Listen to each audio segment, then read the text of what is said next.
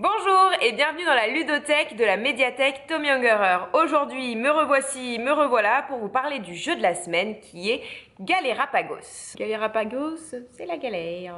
Alors, Galérapagos, c'est un jeu d'ambiance semi-coopératif qui se joue à partir de 10 ans. Il faut être au moins 3 joueurs et on peut être jusqu'à 12 pour des parties d'environ 20 minutes.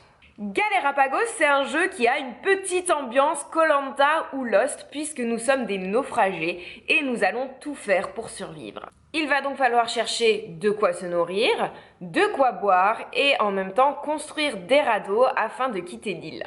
Par tour, on aura le choix entre plusieurs actions. On pourra soit aller pêcher, soit fouiller l'épave, soit aller chercher du bois pour construire le radeau ou encore collecter de l'eau. À la fin d'un tour, c'est-à-dire lorsque tout le monde a effectué au moins une action, on va répartir les ressources, c'est-à-dire qu'on va donner à manger et à boire à tout le monde. Si on ne peut pas le faire, il va falloir sacrifier quelqu'un. Et c'est là où ça commence à devenir intéressant puisqu'on comprend très vite que les ressources vont être difficiles à récolter et donc il va falloir peut-être faire des alliances, marchander et on va avoir très peur d'être sacrifié surtout.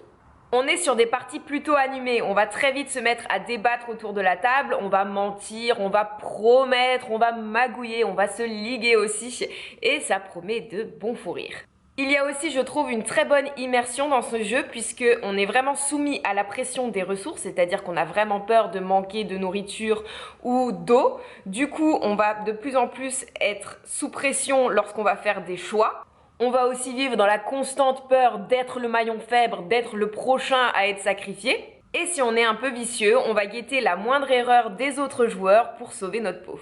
C'est un jeu plus compliqué qu'il n'en a l'air, c'est vraiment difficile d'arriver au bout de la partie sans avoir sacrifié plusieurs joueurs, mais c'est ça qui est bon aussi. C'est un jeu d'ambiance absolument parfait pour les novices puisque les règles sont très simples à expliquer et à prendre en main, puis les parties sont assez courtes et s'enchaînent très bien. Alors si vous avez envie d'essayer Galérapagos, venez nous voir pendant nos horaires d'ouverture ou pendant nos soirées jeux qui se tiennent les premiers vendredis du mois. La prochaine soirée jeu sera le 8 novembre et pas le 1er novembre puisque c'est un jour férié.